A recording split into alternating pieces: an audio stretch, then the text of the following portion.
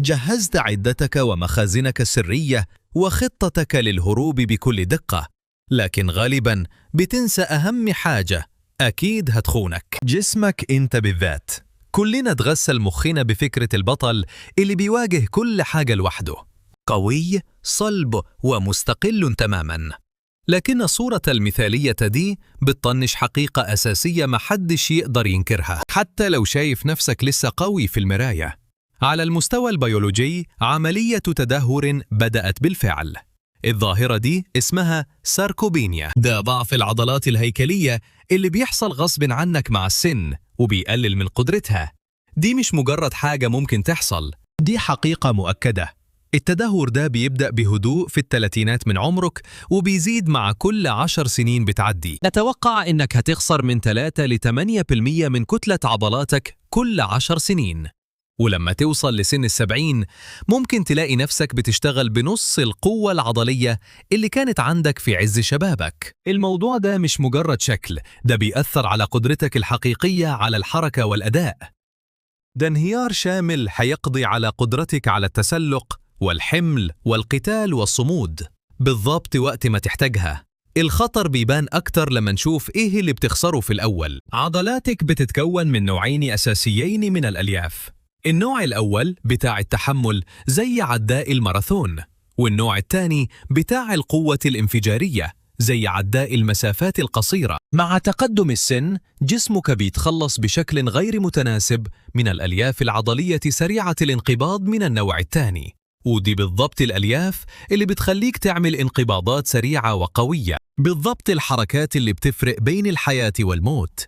تخيل موقف معين، أنت بتشق طريق في الغابة وفجأة جذع شجرة ضخم بيتدحرج ويحاصر معداتك، لازم ترفعه فوراً. مخك بيدي الأمر بأقصى مجهود، لكن الإشارة بتوصل لوحدات حركية ضعيفة ومحدودة. الاندفاع القوي ده مش موجود ببساطة، العضلات مش بتستجيب بالسرعة المطلوبة. فكر في صوت شجرة بتقع فجأة، أو إنك لازم تجري 30 ياردة عشان تستخبى. في اللحظات الحاسمة دي حياتك بتعتمد على قوة انفجارية كانت بتضعف من غير ما تحس بيها بقالها سنين طويلة. التردد ده مش ضعف في التفكير، ده شيء فسيولوجي بحت. عزيمتك على الأداء بتضعف بسبب الأنسجة اللي تدهورت. تعال بقى نركز على المشكلة دي لحد مستوى الخلية. جوه كل خلية عضلية فيه الميتوكوندريا اللي هي مولدات الطاقة العضوية اللي بتحول الأكل لطاقة وحيوية. تخيل إن كل ميتوكوندريا هي بطارية طاقة صغيرة. مع مرور السنين البطاريات البيولوجية دي كفاءتها بتقل أكتر وأكتر، بتفقد شحنتها أسرع ما بتتشحن تاني. النقص ده في الطاقة جوا الخلايا بيزيد بسبب تدهور شامل في قدرتك على استخدام الأكسجين اللي بنقيسه بحاجة اسمها V2 Max. لما بتوصل سن 30 قدرة جسمك على امتصاص الأكسجين وقت المجهود العنيف بتقل حوالي 10% كل 10 سنين، وده معناه إنك لما بتواجه متطلبات الهروب البدنية القاسية جسمك بيكون أقل قدرة على توفير الأكسجين الحيوي اللي عضلاتك ومخك محتاجينه بشدة. أكسجين أقل يوصل لعضلاتك يعني إرهاق أسرع وانهيار بدري، وفي نفس الوقت مخ محروم من الأكسجين وقت الشدة بيخلي حكمك مشوش وردود أفعالك بطيئة. خلطة مميتة بجد. باختصار انت شغال ببطارية بتفصل ووقود مش واصل كويس، وكمان فيه العواقب الحتمية لأي مجهود بدني كبير. تخيل إنك سحبت معداتك 10 متر بالعافية على أرض صعبة. شخص أصغر منك ممكن يحتاج 24 ساعة بس عشان عضلاته ترجع لطبيعتها من الإجهاد ده، لكن بالنسبة لشخص أكبر في السن نفس المجهود البدني ده ممكن يحتاج 72 ساعة أو أكثر عشان يستعيد عافيته. إحنا مش بنتكلم عن شوية وجع عضلات وخلاص، ده تباطؤ بيولوجي منتشر في كل حتة. التهاب خفيف ومستمر بيتسلل لأنسجتك وبيعيق عملية الشفاء بشكل فعال. الهرمونات البناءة زي التستوستيرون وهرمون النمو اللي بتدي أوامر للجسم إنه يعيد بناء العضلات المتضررة بتقل. يعني فريق الإصلاح الداخلي بتاعك ناقص أفراد وبيستلم تعليماته متأخر. المسارات العصبية الحركية نفسها بتتدهور، وده بيعطل التواصل الحيوي بين مخك وعضلاتك. في سيناريو البقاء على قيد الحياة الحقيقي، أيام الراحة دي مش موجودة أصلاً. الاستعداد الدائم ده مش حاجة قابلة للنقاش. مستحيل تقدر توفر 3 أيام للتعافي والخطر متربص بيك طول الوقت. حتى لو إصلاح الخلايا الداخلية بتاعك وقف، الحقائق الخارجية القاسية للبيئة بتفضل شرسة بلا رحمة. القوانين الفيزيائية القاسية دي بتهاجم قدرتك على حمل الأوزان الأول، وبتحول شنطة الهروب اللي وزنها 70 رطل من منقذ محتمل لوزن ميت. تخيل الحقيقة المرة دي، أحزمة الشنطة بتغرز في كتافك، لكن الدمار الحقيقي بيحصل تحت السطح. العملية الخبيثة دي اسمها الطبي ساركوبينيا، التدهور البطيء والمستمر لأنسجة العضلات اللي بيصاحب التقدم في السن.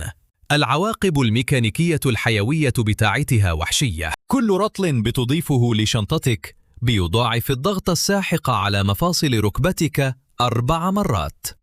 الحمل اللي وزنه 70 رطل ده بيطبق قوة احتكاك إضافية 280 رطل على غضروف كل ركبة مع كل خطوة.